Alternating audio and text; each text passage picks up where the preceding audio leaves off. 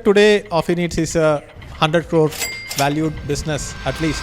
But I want to go back and think about and understand about how did you even get started? I come from a very normal middle class kind of a family. Both my parents were in working in different companies. My mom was a banker. My father was in sales. And How do you reach out to clients and how do you convince them that instead of giving somebody else the contract, B2B businesses are more complex in nature. for a company, if they want to do an offsite meeting, it is like, such a big headache. Who will take the responsibility? And they miss out a lot and eventually the market will consolidate.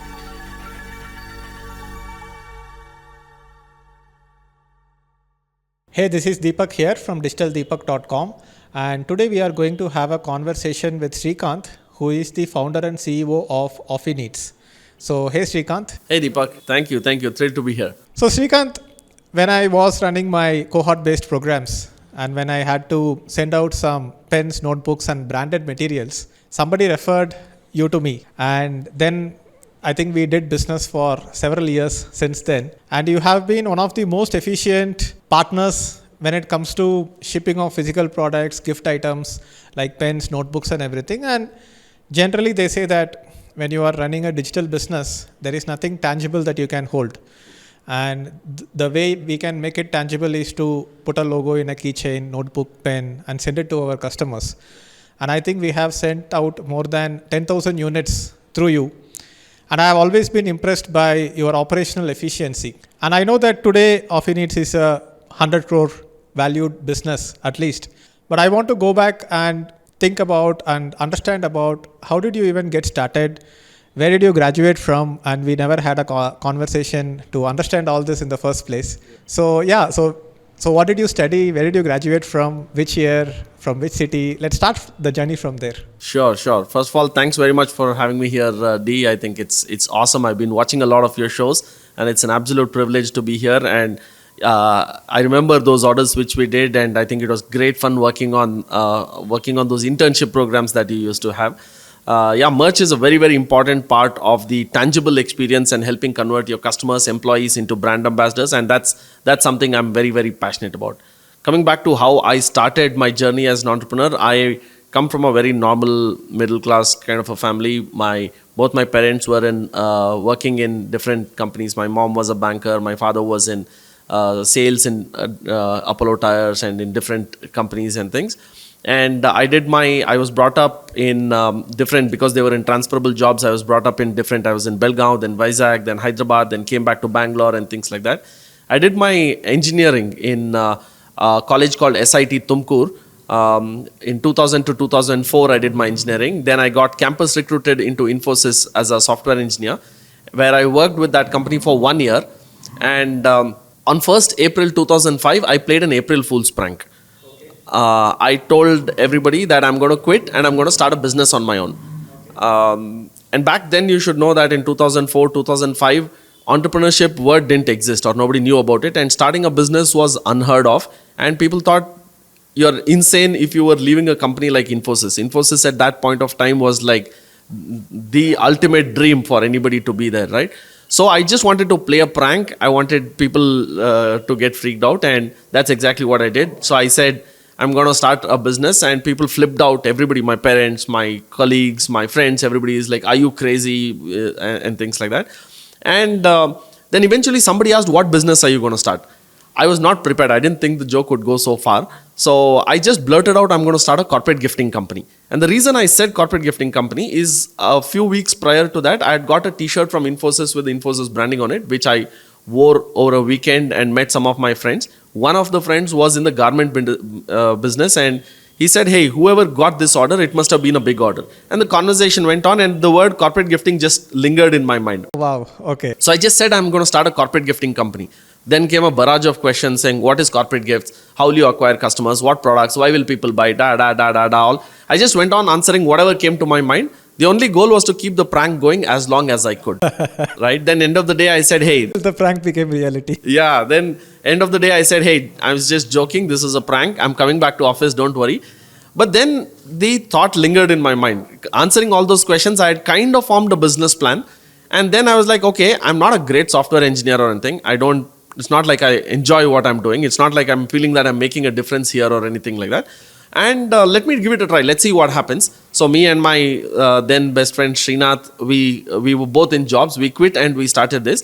And the logic was, if we wanted to try our hand at entrepreneurship, which was somewhere there in the back of our mind, saying let's try business and things like that. And we would do some summer holidays, we would do some business and we would try different businesses and things like that. So this we thought was an opportunity, and no business loan, no education loans, no car loans, no family, not too much of pressure. So if you want to do it, now is a good time. Worst case, what happens? If it fails a couple of years later, I'll come back and find a job. So that's how it started, and got really lucky in a lot of ways, I can say. And the prank has still been going on. It's been close to 20 years since I played that prank, and it, touch wood, it's still working. Wow, amazing. I think everybody should do that. Whoever dreams of building a business should just start saying that, oh, I'm planning to quit my job and start a business, and maybe it will come true. Maybe it would come true. So yeah, fast forward to 20 years now. How big is the team, and who are your clients, and what are the main products and services that you focus on? We're headquartered in Bangalore. We have a state-of-the-art operations center in Bomanhalli in Bangalore. It's a 20,000 square feet operations center which is there, where we do all kinds of warehousing, assembly line style production, and all customization in-house, from screen printing, UV printing, laser engraving, embroidery. Everything is completely controlled in-house. We have a team size of about 110, 120 people. We have offices in Bangalore, Hyderabad, Chennai, and in Pune. Mostly we work with corporates. So a large percentage of our revenue comes from mid to large size companies like Infosys, companies like Standard Chartered Bank, Bosch, GE, Flipkart, PhonePe. These are the kind of companies who contribute to a significant percentage of the revenue.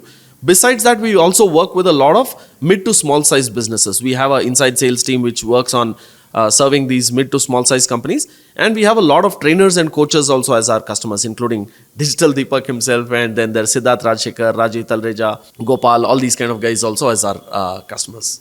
Awesome. Fantastic. So going back to the initial days of the business, did you partner with somebody? Do you have a co-founder or a partner, or did you never have a partner? What are your thoughts about partnership? Because it is such a debatable topic out in the business and startup world, because some people swear by, oh, I cannot work with partners, I have to be the solo captain of a ship. And some people say that, no, I could not have built this business without a partner, right? So what are your thoughts about that? I think to each his own, but I personally find it very efficient to work with the partner. I don't believe I'm the smartest or the most hardworking or anything like that. So it's always good to have a partner who, one or two partners or co-founders who complement your skill sets. As long as the skill sets are complementary and the vision and the values are somewhat similar, then I think the partnership will work. My first partner when I started off this business was Srinath Shetty. He's one of we were absolute close buddies when we were in college, and we together ideated about this company and we started it off.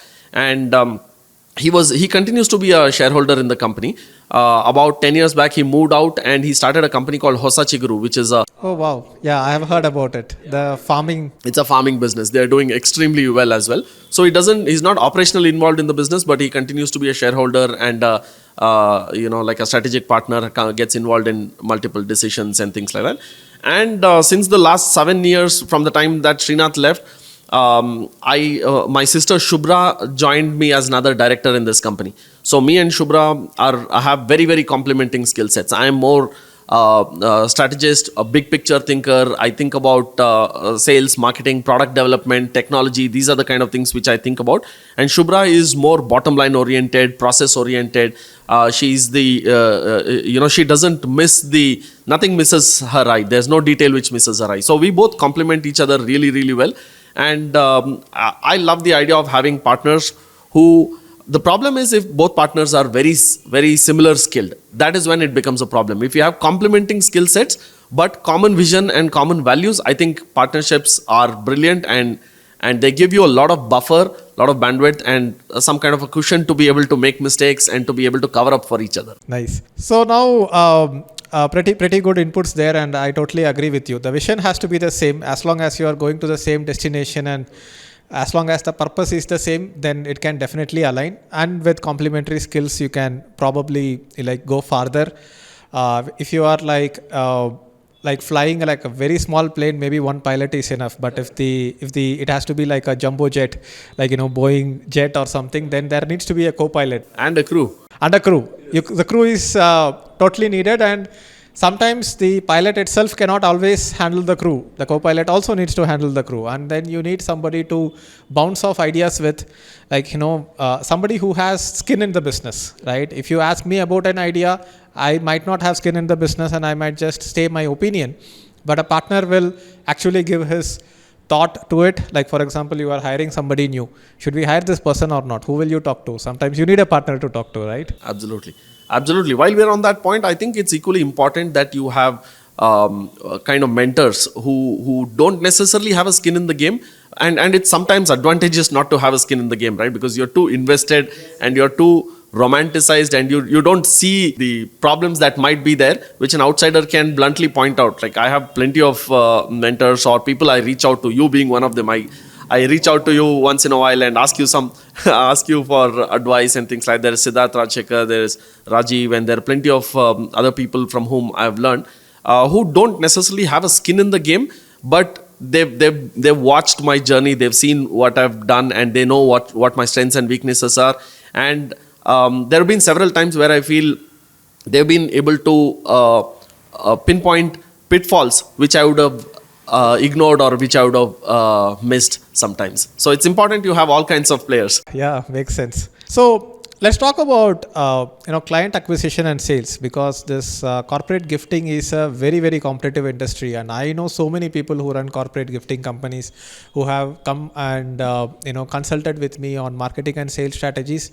And even though I have been able to give out some ideas, I have always doubted that in such a B2B intensive, highly competitive business, how do you reach out to clients and how do you convince them that instead of giving somebody else the contract, give me the contract? Is it just based on pricing and quality of the products, or is there something else beyond it in terms of relationship, in terms of certain level of commitment that you give to them and they feel comfortable?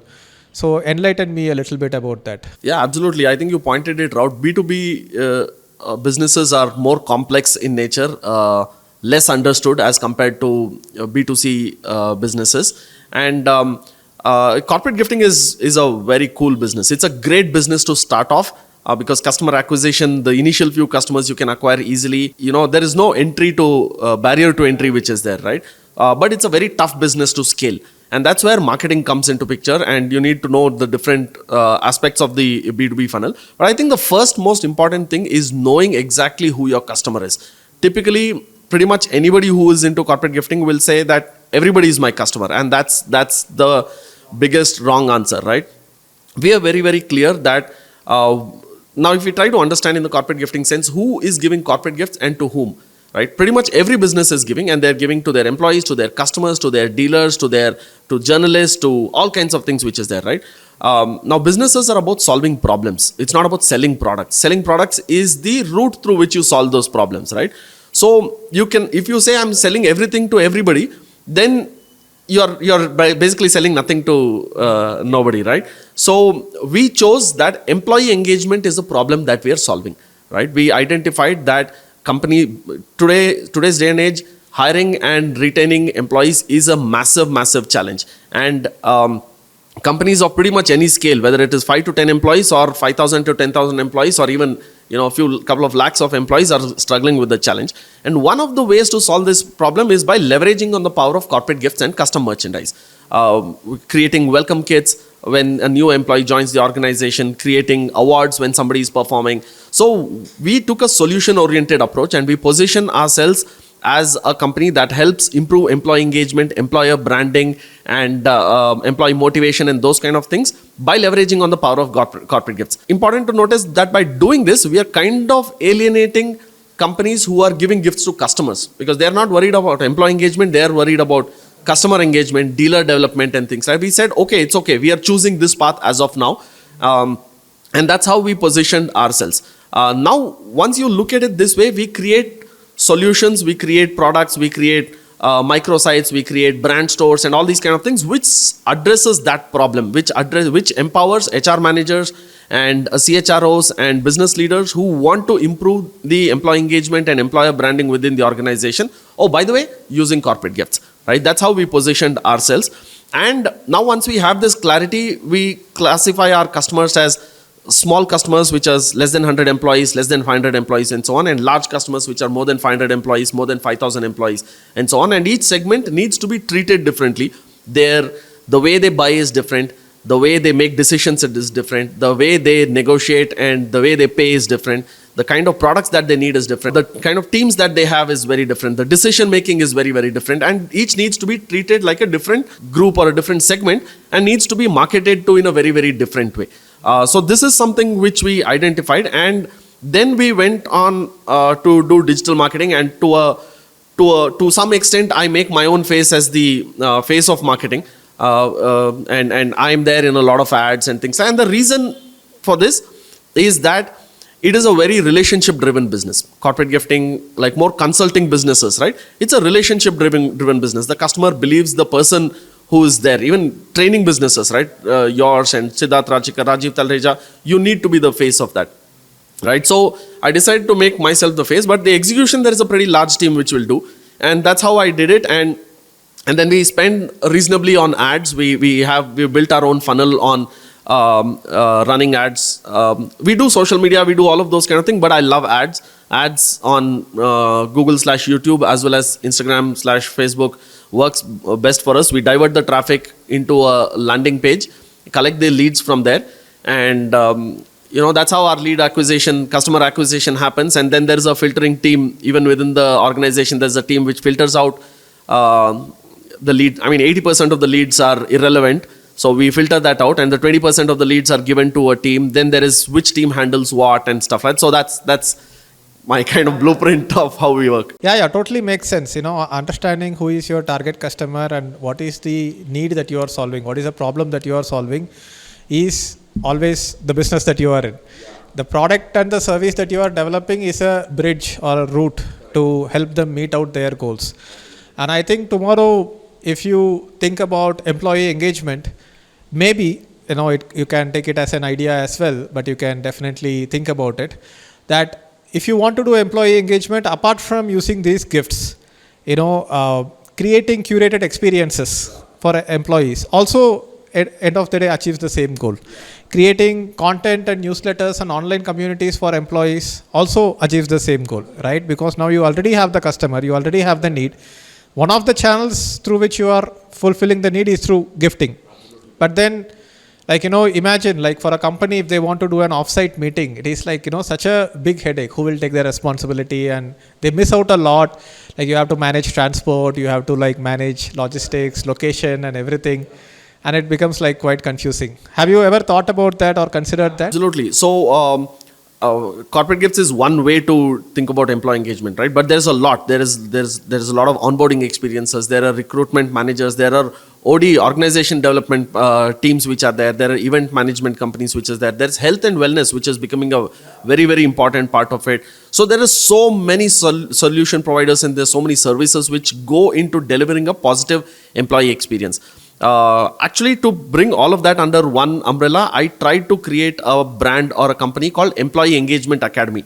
I tried to create content and courses on how organizations can improve employee engagement and use that platform to be able to partner with service providers like that. But then we realized that it is kind of a distraction because corporate gifting itself is such a large business, such a large opportunity which is there. It's probably, in according to some modest estimates, the corporate gifting business in India is expected to be somewhere around between 20,000 to 50,000 crore rupees, right? So we're not even scratching the surface. And I believe that corporate gifting is where Kirana stores were 10 or 15 years back, right? Every area had a Kirana store, and that guy was the dada of that area and things like that, right? And then technology came and disrupted the entire thing, and you don't find Kirana stores anymore, right? So I think corporate gifting is in that kind of a space where there are probably, I think, 10 or 12,000 corporate gifting companies, but also event management companies also do corporate gifting. Ad agencies also do corporate gifting. A printer also does corporate gifting. So it's a very distributed, very haphazard business at this point of time. somebody needs to come in and disrupt this business. And eventually the market will consolidate. Eventually, the market will consolidate. We are working on something like that. Hopefully, if we strike it right, we will be the ones doing that. And what you said is totally true. It will be a distraction to try out some new things. That opportunity can be there. You can put it at the back of your mind. And usually the biggest mistake that entrepreneurs do is that once something starts working, instead of doubling down on it, they get distracted and start doing something else. And what started working for them also stops working because now their focus is shifted somewhere else. Yeah. I'm guilty as charged. I have done that. But I've learned my lessons the hard way. 20 years of entrepreneurship teaches you a lot of things, right? When things start to go well, you tend to realize, okay, I've cracked it. Now anything I touch will turn into gold and things like that. And I've done that and realized, okay, better to stay humble at all points of time and focus on what you know works and double down on that. That's the path that I've chosen. I think different people choose different paths. Yes, totally true. So yeah, from the conversation so far, you made it look like, you just got lucky and things worked out and you're 20 years down the line, the business is, making like multiple tens of crores in revenue. But during the initial few years of the business, it's like a baby, right? Like, when a baby is in its infancy, the risk is like, high. Once somebody comes to like a teenage year, then we can say that, yes, this person can live up to 50 years or even 100 years. But the first 2-3 years are extremely critical, where the business can like easily die. And there would have been moments where you felt like, oh, I don't think this is gonna work. Maybe I should get a job. And that doubt starts creeping in. So walk us down the memory lane and talk us about which was the point, when it happened, and without revealing any sensitive details about the business, tell us about how it made you feel and how you recovered from that. Yeah. No, actually, I feel maybe the lack of information and lack of knowing how to run and grow a business, lack of knowing how to do marketing was a boon for us at that point of time because we did the basics. And I have to take you back. In 2005, things were very, very different. Incoming calls were, I think, 32 rupees a minute and outgoing calls were or the other way around, right? 16 rupees per minute and things like that. There was some cost which was there. So we wouldn't make calls using a phone. There was a coin booth. So, and I would take the yellow pages. Most people don't know what's a yellow pages. So you'd take the yellow pages, open it up and see which are the companies which are there and go sit on a coin booth, put 1 rupee coin, carry a lot of, and that's how I would do cold calls, right? So that's how I would, and that's the way I knew it. And those days were much simpler, right? It was not called cold calling. It was called calling, right? And 1 in 10 or 1 in 20 would respond, would give you a meeting opportunity and things like that. And one of the best ways that I got business is all my classmates were working in different IT companies. There was HP and there was this, that. They were all working in different companies. All that I said is introduce me to your HR. Tell them that your friend was working in Infosys. He quit and he started a corporate gifting company. Would you like to meet him? And back then there were no corporate gifting companies which were there, as not many. There was like a t-shirt manufacturer. There is a backpack manufacturer. There is a stationery provider. There was no consolidated corporate gifting guy. So they're like, okay, let's see and meet.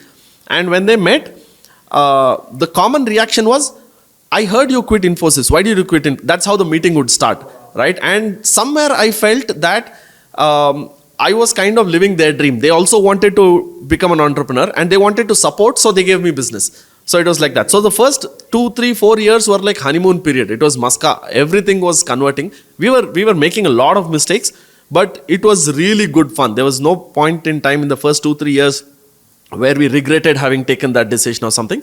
But around 2008, which is about 3 years after we started the business, the Lehman Brothers crash happened. Right? That was a big crash and big financial crisis. And the last thing anybody wanted was corporate gifts.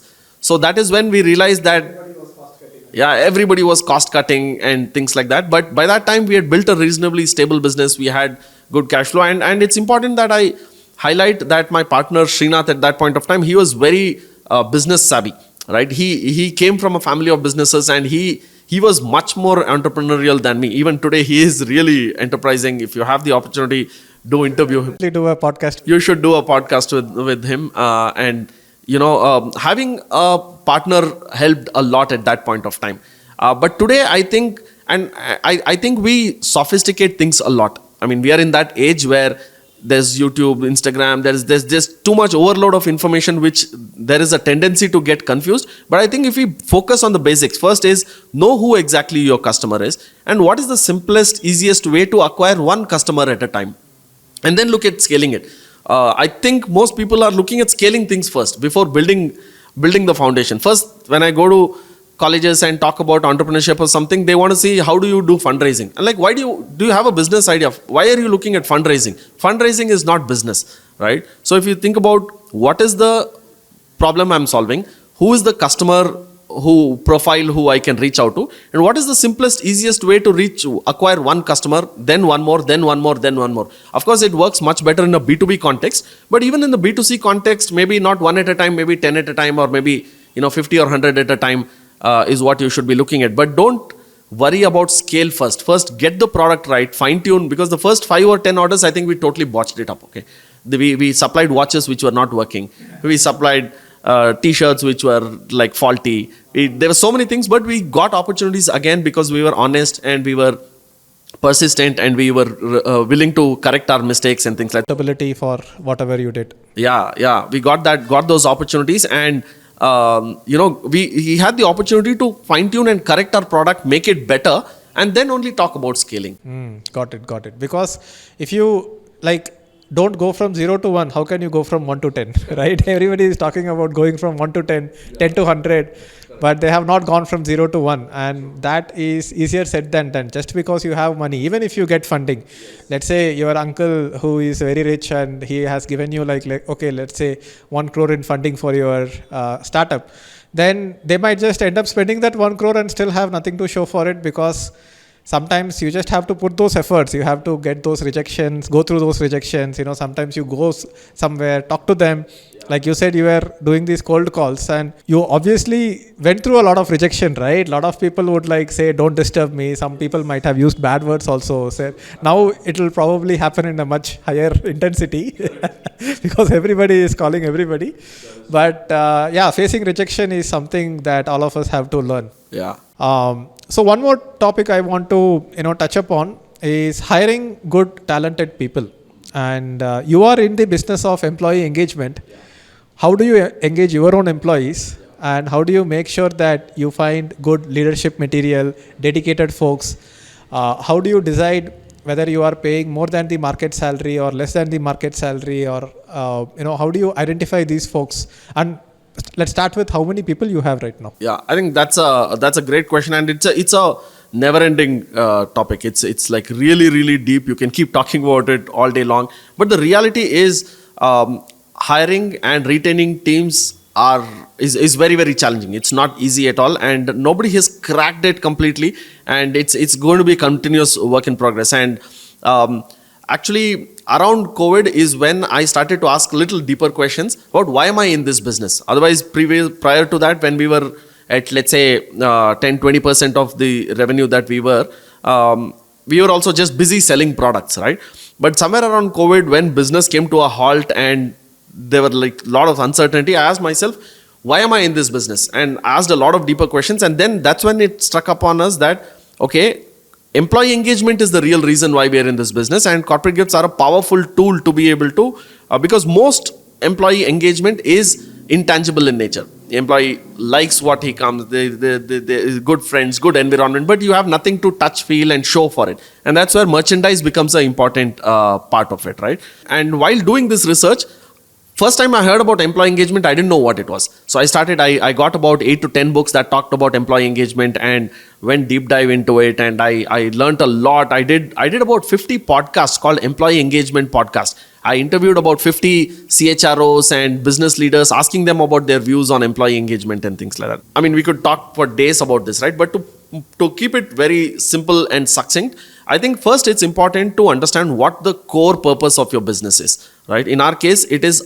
about, our mission is to help our clients to turn their employees, customers into brand ambassadors, right? So we talk about the joy of gifting. We talk about, when somebody gets a gift, have you seen how happy they look? That's the joy which we get to spread, right? And when we're producing and when we're doing thousands of deliveries every day, all our team is trained, and we talk about how each gift is important. For us it's 1,000 gifts, so it doesn't matter. But the recipient, it's that one gift that he's getting. So how does it make them feel? So every employee is looking up to it, and we also do a lot of things. We eat our own dog food, so to say. We do welcome gifts for employees. We do quarterly awards. We do annual awards. We do all of these kind of things which we do. But I think to be able to build, hire and retain teams, first thing that's important is to be able to clear what business you are in. If you're in a very transactional kind of a business, the employees you hire also will be transactional, right? So if you're able to identify the mission, if you're able to identify what drives you, and there's beyond just salary. I mean, salary is the basic, right? It needs to be at least at market level or better than that. That has to be a given, so that's not a part of the conversation. But then it has to be more interesting also. There has to be, if people want to earn, you can become a Swiggy driver, you can become there's so many options which are there. But how can you create a work environment, a job, which people love to come, which they would feel like they are making a difference, right? So one is identifying that mission. Another is identifying what is your work culture really about. So we identified that at OffiNeeds, our work culture are these 4 things: work hard, learn, grow, have fun, right? These 4 things are very, very important. And we have written, if you come to our office, you'll see it's written in big, bold letters in our office, and you will see that everybody, we try to hire people who align with these values. There are some people who just want to work. They really enjoy working hard, right? So, and as long as it's relevant, right? You're not making them do nonsensical work. And one of the ways to do that is by putting them in things that they already have the right skills, they enjoy doing. You take somebody who loves interacting with people and put them in the back end or something like that, they're going to burn out, right? Same way, if somebody who likes to sit in front of a computer crunching numbers, you put them out to sales, that's not going to work. So working hard makes sense when you're doing something that you love. So that's work hard. There's learning and growth is very, very important, right? That's something that's core to our DNA. We talk about it. So we hire people who align with these values, and having fun is important. You need to, there have been so many times when I have refused to hire somebody because they don't smile in an interview. Oh, wow.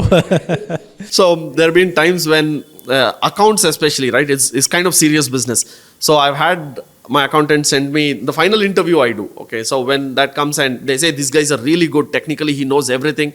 But I try doing everything and they're not smiling. They're sitting very serious. I say, no man, I don't think we should hire them. So I think that culture fit is very important. That helps people stay and retain within the organization. But even despite that, people are people, right? They're not robots. You cannot program them. A lot of things happen. Their lives change. Their aspirations change. They may need to move cities. So things happen all the time. But overall, I think at a fundamental level, if you're able to do these things, be clear about what your business is, attract the right kind of people, be clear about what kind of working environment, what kind of work expectations are required, what is the kind of culture that is there, and be more choosy in your recruitment process, right?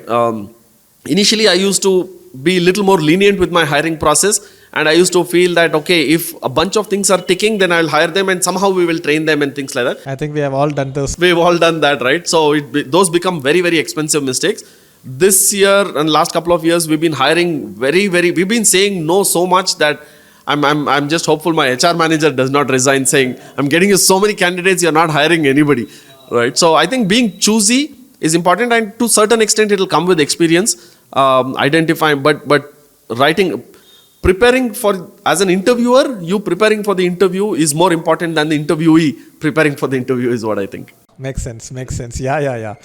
Hiring is a very big pain point and a challenge, and also the biggest point of opportunity as well, because who you hire makes what your company is, right?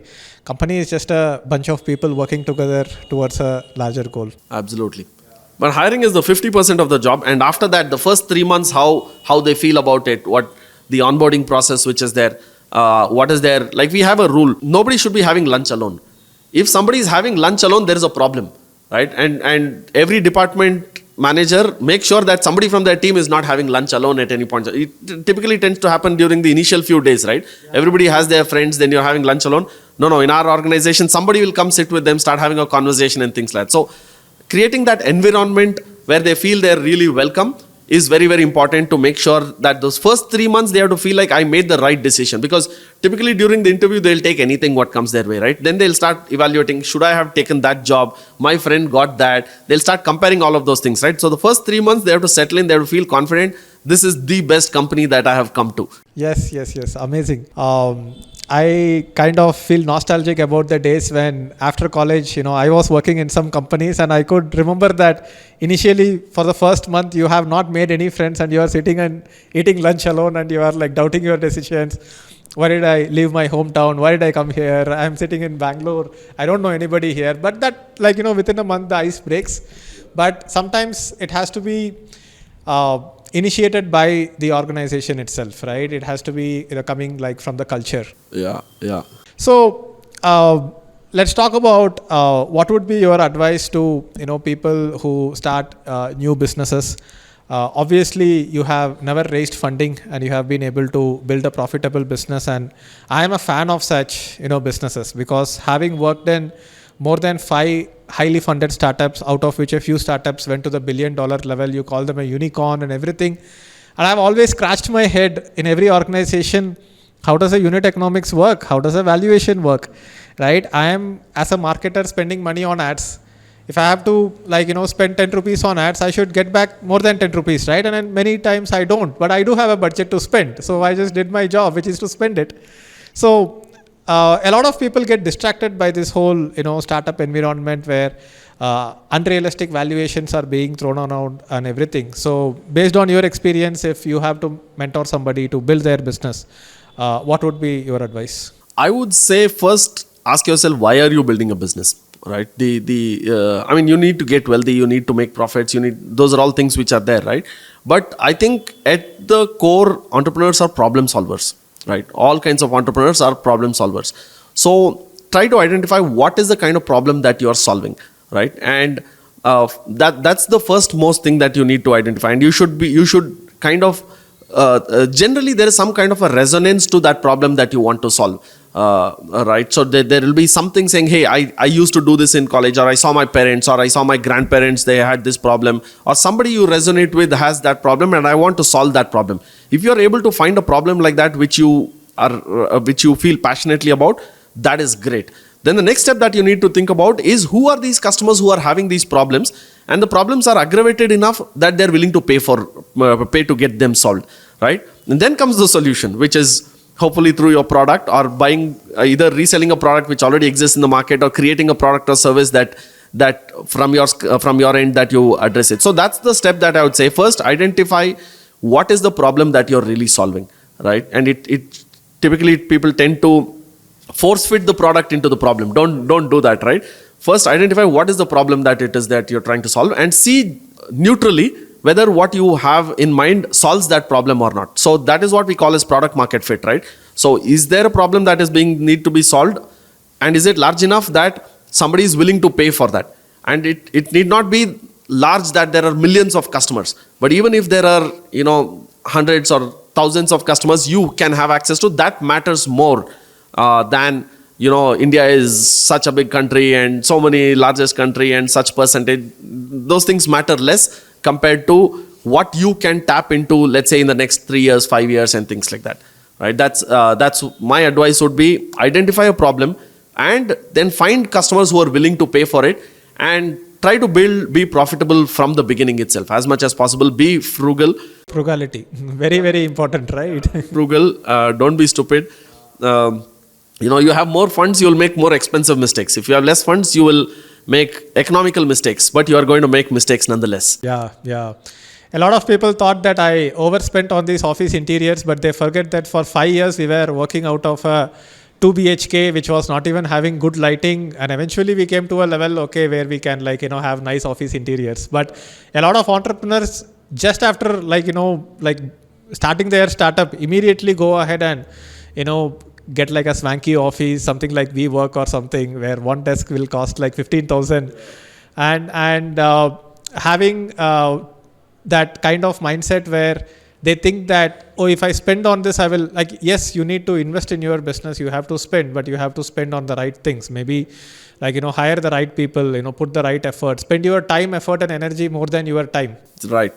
Absolutely. Yeah, a swanky office has its place at the right time, at the right. It's a scaling strategy, not a starting strategy. Strategy. Yes, yes. But even then, I have always felt like where can I be more frugal? Where can I be more frugal? I have always thought about it, and I have also been in a situation where I was overspending, and then kind of burnt my fingers, and then I took a step back. All entrepreneurs have. We can give gyan when there's a mic in front of us. Yeah, yeah, totally true. So the last topic that I want to touch about, in this whole thing is that personal finances play a huge role in the success of the business itself, because the business is basically an extension of the entrepreneur, and everybody has their own tolerance level. Like for example, if somebody can survive on 20,000 a month and they have 5 lakhs in savings, they are literally sorted for 2 years to pay their bills, and they can sit and try to build something. Because as an entrepreneur, when you try to sit and build something, there is a lot of uncertainty, and it might or might not work. And okay, then you get into a mid-sized business, then it becomes a 10 plus year solid business. Now you are into this journey for more than 20 years. How do you see that? How does it fit with your whole personal finance goal? How do you decide, hey, I have some profits generated from the business, should I reinvest into the growth of the business, or should I take it out as personal salary, and that money, should I do personal investments, or should I increase my lifestyle? Because some entrepreneurs end up increasing their lifestyle instantly, and this whole thing about increasing your lifestyle is that once you get to a certain point, you cannot go down from there, because then you have your family, wife, and you have the relatives who think that you are a failure. So once you have upgraded, you cannot downgrade. Correct. Then some people do that too fast, especially when you look at doctors, lawyers. It's more pronounced there. Yes, there are frugal doctors and frugal lawyers also, but when they increase their hourly rate, when they increase their income, instantly their lifestyle goes up, and that kind of locks them down. Right. Not being able to maybe invest in a business, or not being able to quit their job and have freedom also. Right. And I'm pretty sure that you don't want to keep doing this forever. At some point, you might want to put a leadership team, retire. So your thoughts on personal finance, investments, growth, and having more free time in your life. Yeah, absolutely. We all work our ass off, hopefully that we'll have more freedom somewhere in the future, right? Sometimes we never. we don't know where that happens. And I think that's where I'm truly proud and envious of you, the way you have built the business where you have as much freedom as you like, right? That's a dream for any entrepreneur.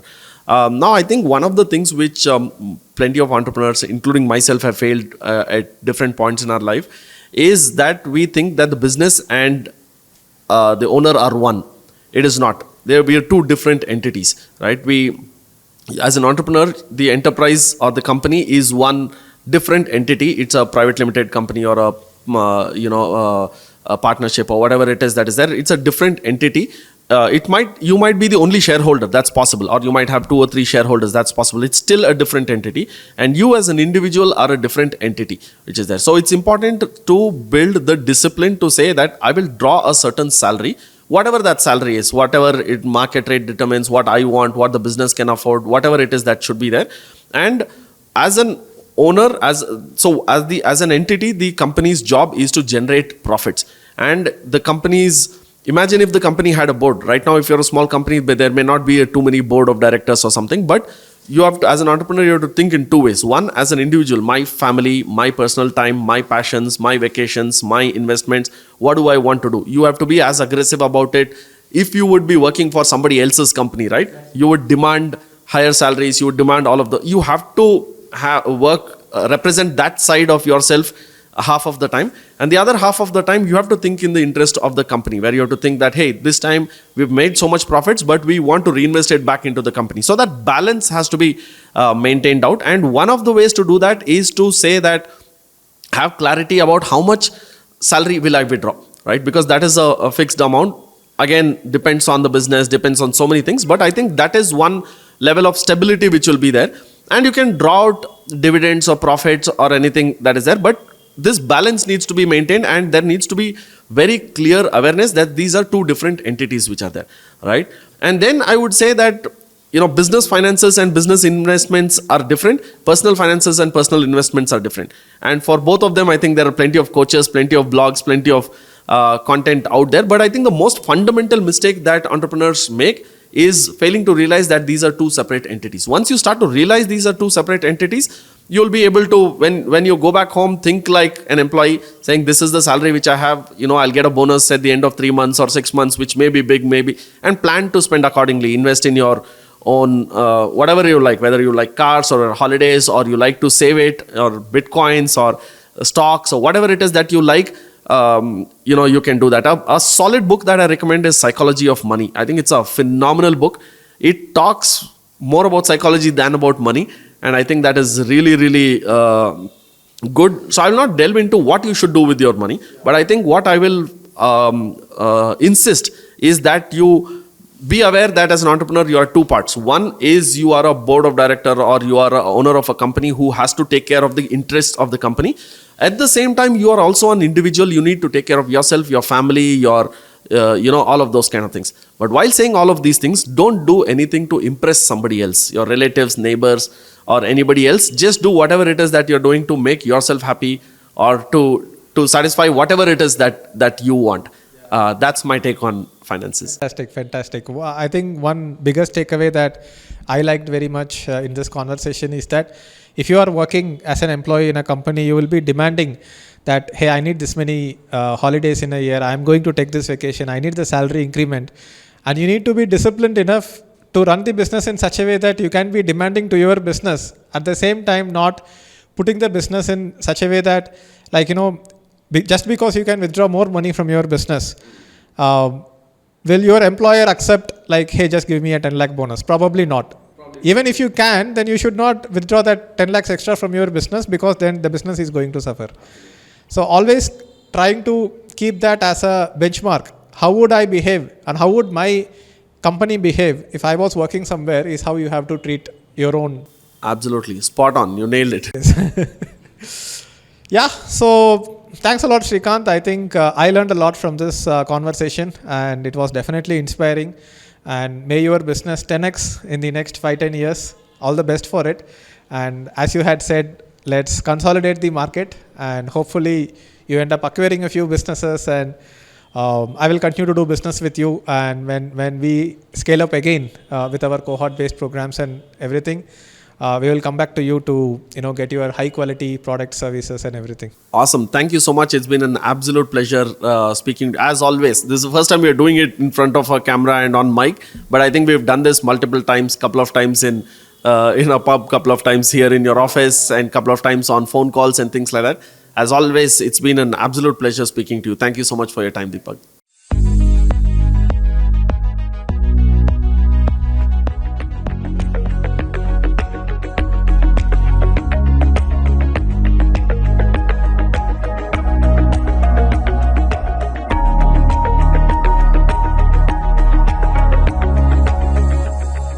Today, OffiNeeds is a 100 crore valued business at least.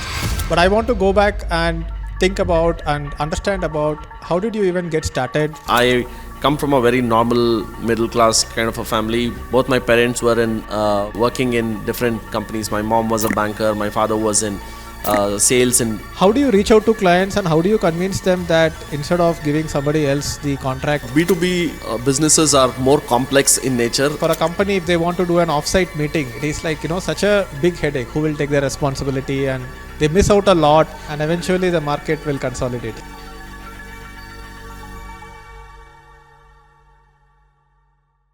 Hey, this is Deepak here from digitaldeepak.com, and today we are going to have a conversation with Srikanth, who is the founder and CEO of OffiNeeds.